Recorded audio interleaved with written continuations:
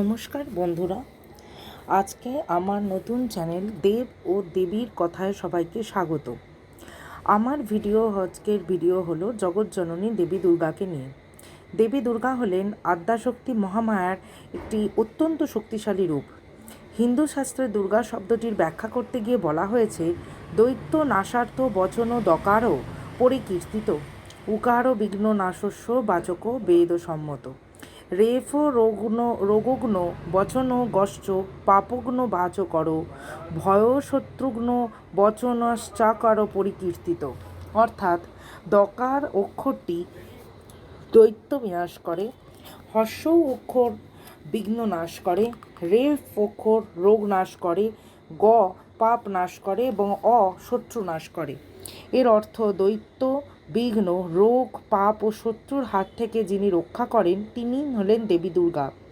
শব্দকল্পদ্রুম অনুযায়ী দুর্গং নাশয়তি যা নিত্যং সা দুর্গা বা প্রকীর্তিতা, অর্থাৎ যিনি দুর্গ নামক অসুরকে বধ করেছিলেন তিনি হলেন দুর্গা।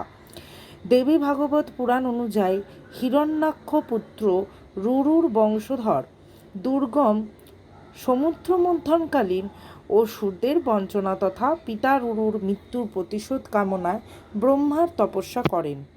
এই বর প্রার্থনা করেন যে তাকে এমন এক নারী বধ করবেন যিনি অনাবদ্ধকে আবদ্ধ করতে পারেন। এরপরই তো শুরু হয় দুর্গমের ধ্বংসলীলা এবং অত্যাচার। অসুরদের যে নীতি তা তো হবেই। দুর্গম চতুর্বেদকে হস্তগত করলে চারিদিকে হাহাকার উপস্থিত হয়। অনাহারে পশু পক্ষী মানুষ সকলেই থাকতে শুরু করে। ঋষি মুনিরা বেদ মন্ত্র বিস্তৃত হওয়াতে যজ্ঞ স্তব্ধ হয়ে যায়। ফলে দেবতারা যজ্ঞভাগ না পাওয়ায় দুর্বল হয়। ফলে দুর্গম তাদের পরাজিত করে স্বর্গ দখল করে। দেবতারা তখন আশ্রয় নেন দেবী পার্বতীর কাছে। দেবী পার্বতী তখন ক্রোধে নিজ রুদ্ররূপ দশভুজা মহামায়ার রূপ ধারণ করেন এবং দুর্গমাসুরের সাথে টানা 10 দিন ধরে যুদ্ধ করে তাকে বধ করেন। দেবীর শরীর থেকে সেই সময় শাকম্ভরী, গহ্যকালী, ছিন্নমস্তা প্রমুখ দেবী নির্গত হন। দুর্গমাসুরের বধ করে দেবী দুর্গা নামে পরিচিত হন। দেবী দুর্গাই হলেন সেই সচ্চিদানন্দ পরম ব্রহ্মময়ী আদ্যাশক্তির স্বরূপ, যার প্রভাবে ব্রহ্মা ব্রহ্মত্ব, বিষ্ণু বিষ্ণুত্ব এবং শিব শিবত্ব পেয়েছে। তিনি ভগবান শিব অর্থাৎ রুদ্রকে প্রলয় কার্য, বিষ্ণুকে পালন কার্য এবং ব্রহ্মদেবকে স্বয়ং সৃষ্টি কার্যে নিযুক্ত করেছেন। মহিষাসুর মর্দিনী চণ্ডী এবং দুর্গমাসুর দমনকারী দেবী দুর্গা এই দুজনেই হলেন অভিন্না। দুর্গমাসুরকে বধ করে দেবী দুর্গা নামে পরিচিত হন। এরপর একদিন রম্ভাসুর ও মহিষীর পুত্র মহিষাসুর পৃথিবী জুড়ে অত্যাচার শুরু করেন। রম্ভাসুরকে ইন্দ্রদেব ছলনাবশত হত্যা করেন। মহিষাসুর তার প্রতিশোধ নেয়ার জন্য ব্রহ্মার তপস্যা শুরু করেন এবং বর প্রার্থনা করেন নর দেব দানব যক্ষ রক্ষ এবং পশু পাখি সবার দ্বারা অবদ্ধ থাকবেন তিনি। এরপর একদিন ঋষি কাত্যায়নের আশ্রমে এসে দেবতাদের জন্য রাখা হবি মহিষাসুর পান করেন। এক নারীর রূপ ধরে এসে তিনি ঋষি কাত্যায়নের কাছে আশ্রয় চান। ঋষি কাত্যায়ন নারীকে সহায়তা করার উদ্দেশ্যে তার আশ্রমে আশ্রয় নিতে বলেন। ঋষি কাত্যায়নকে এরপরে ছলনা করে মহিষাসুর দেবতাদের উদ্দেশ্যে দান করা হবি পান করেন।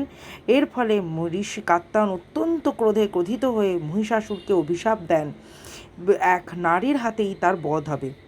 এরপর মহিষাসুরের অত্যাচারে অতিষ্ঠ দেবগণ আশ্রয় নেন ত্রিদেবের এবং ব্রহ্মা বিষ্ণু মহেশ্বর এবং প্রমুখ অন্যান্য দেবতাদের শরীর থেকে তেজ নির্গত হয়। শরীর থেকে এবং তার থেকে সৃষ্টি হয় দেবী দুর্গার। দেবী দুর্গা এরপর মহিষাসুরকে বধ করেন। প্রসঙ্গত বলে রাখি, এই ঋষি কাত্যায়নের ঋষি কাত্যায়ন ছিলেন মা দুর্গার চরম ভক্ত। তিনি আদ্যাশক্তি মহামায়াকে চিরকালই নিজের কন্যা রূপে পেতে চেয়েছেন। সেই জন্য মা দুর্গা তার মনোবাঞ্ছা পূর্ণ করতে একবার তার আশ্রমে তার কন্যা রূপে অবতীর্ণ হন। তিনিই হলেন সেই কাত্যায়নী। নবদুর্গার স্বরূপের মধ্যে আমরা ষষ্ঠ স্বরূপকে পাই দেবী কাত্যায়নী। প্রতি মঙ্গলবার গৃহস্থ ঘরে এই দেবী দুর্গার পুজো হয় মঙ্গলচণ্ডী রূপে। দেবী দুর্গা স্বয়ং পর্বতরাজ হিমালয়ের কন্যা বলে তাকে পার্বতীও বলা হয়। পশুরাজ সিংহ হলেন দেবী দুর্গার বাহন। এই মঙ্গলচণ্ডী হলেন অভয়া দুর্গা, তিনিই হলেন স্বয়ং পার্বতী।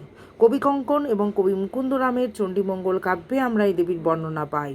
মঙ্গলচণ্ডী স্বয়ং পার্বতী এবং দুর্গা তারা অভিন্ন। দুর্গা হলেন আদি পরাশক্তির পরম ব্রহ্ম স্বরূপ।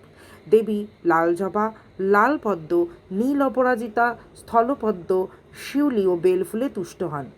দেবীর পূজায় রক্তচন্দন, 5টি পানপত্র এবং 1টি সুপারি লাগে। সিঁদুর, রক্তবস্ত্র, শঙ্খ, লোহা, আলতা, গোলাপ জল, বেলপাতা অতি সামান্য উপাচারেই মা দুর্গা তুষ্ট হন। তিনি শিব জয়া, তিনি গণেশ জননী, তিনি স্কন্দ মাতা। দেবীর পঞ্চপ্রচারে অর্থাৎ ধূপ, দীপ, গন্ধ, পুষ্প, নৈবেদ্য দান করলেই দেবী তুষ্ট হন। আমি এখন মা মঙ্গলচণ্ডীর ধ্যান মন্ত্রটি বলছি। ওম জৈষা ললিত কান্তাক্ষা দেবী মঙ্গলচণ্ডিকা বরদা ভয়হস্তা চ দ্বিভুজা গৌড় দেহিকা রক্তপদ্ম সনাস্থাংশ মুকুটোজ্জ্বল মণ্ডিতা রক্তকৌশ বস্ত্রা চ স্মিত বক্তা শুভাননা নবযৌবন সম্পন্না চার বঙ্গী ললিত প্রভা।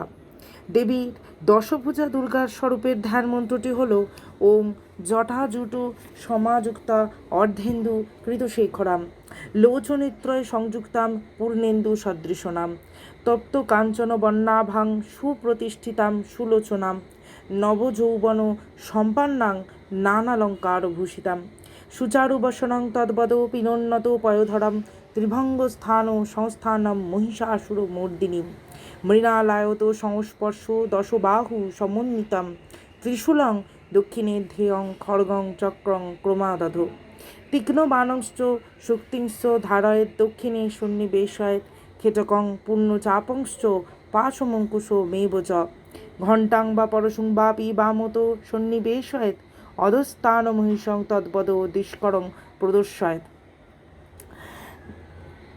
শিরশ্ছেদদ্ভং তদ্বদ দানবং হৃদি শূলেন নির্ভিন্নং নির্যন্তদন্ত বিভূষিতাম সপাশ সর্বদাং বলপ্রদাং উগ্রচণ্ডা প্রচণ্ডা চ চণ্ডগ্রা চণ্ডনায়িকা চণ্ডা চণ্ডবতী চৈব চণ্ডরূপাতি চণ্ডিকা অষ্টাভি শক্তিভিস্তাভি সততং পরিবেষ্টিতাম চিন্তয়েৎ জগতাং ধাত্রীং ধর্ম কামার্থ মোক্ষদাম। প্রণাম মন্ত্রটি হল ওং সর্বমঙ্গল মঙ্গলে শিবে সর্বার্থ সাধিকে শরণ্যে ত্রম্বকে গৌরী নারায়ণী নমস্তুতে সৃষ্টি স্থিতি বিনাশানাং শক্তিভূতে সনাতনী গুণাশ্রয়ে গুণময়ে নারায়ণী নমস্তুতে শরণাগত দীনার্থ পরিত্রাণপরায়ণী সর্বস্বার্থী হরে দেবী নারায়ণী নমস্তুতে। আজ এই পর্যন্তই। পরবর্তী ভিডিওতে দেবী দুর্গার আরও ভিন্ন ভিন্ন স্বরূপ নিয়ে আমরা আলোচনা করব। ততদিনে আপনারা সুস্থ থাকুন, ভালো থাকুন, আবার দেখা হবে। আর এই ভিডিওটি যদি আপনাদের ভালো লাগে তবে লাইক ও সাবস্ক্রাইব করুন এবং চ্যানেলের নিচের বেল আইকনটা প্রেস করুন, যাতে আমি আপনাদের জন্য আরও দেবদেবীর সম্পর্কে বহু অজানা তথ্য আনতে পারি। ধন্যবাদ। বাম হস্তেন ধৃত কেশংশ্চ দুর্গয়া ভ্রমরদুধির বর্জঞ্চ দেব্যা সিংহং প্রদর্শয়েৎ স্তুত মানশ্চ তদ্রূপ মমরৈ দেবীং প্রসন্ন বদনাং